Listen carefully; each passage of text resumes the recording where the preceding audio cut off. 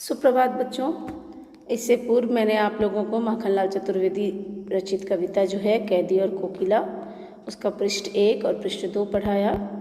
आज हम आगे बढ़ते हैं कविता के साथ। कवि ने कोयल को कहा कि क्या तुम्हें दिखता नहीं कि हम लोग तो कैद में हैं, जीवन में अब कुछ भी करने को नहीं है।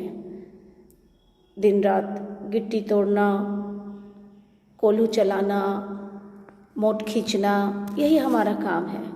तो तुम हमारी ये दुर्दशा देखकर दिन में नहीं रो पाती हो क्या, इसलिए रात में रो रही हो? इस शांत समय में अंधकार को बेध रो रही क्यों हो?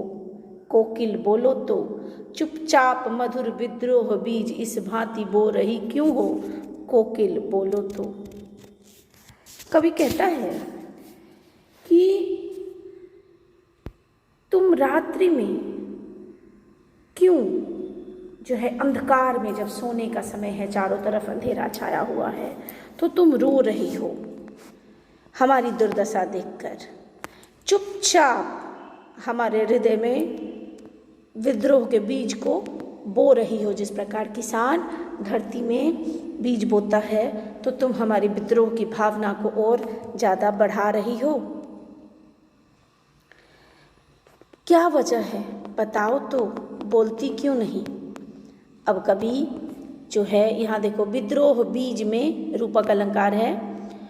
काली तू रजनी भी काली, शासन की करनी भी काली, काली लहर कल्पना काली, मेरी काल कोठरी काली, टोपी काली कमली काली, मेरी लौह श्रृंखला काली, पहरे की हूँ कृति की ब्याली, तिस पर है गाली ए आली। ये पूरा जो अंतरा है, ये पूरा अनुप्रास अलंकार का उत्तम उदाहरण है। कवि कहता है कि तुम काले रंग के सभी बिंब, कवि ने यहाँ सारे बिंब जो है सिंबल जिसे कहते हैं, सभी बिंब जो हैं काले रंग के हैं।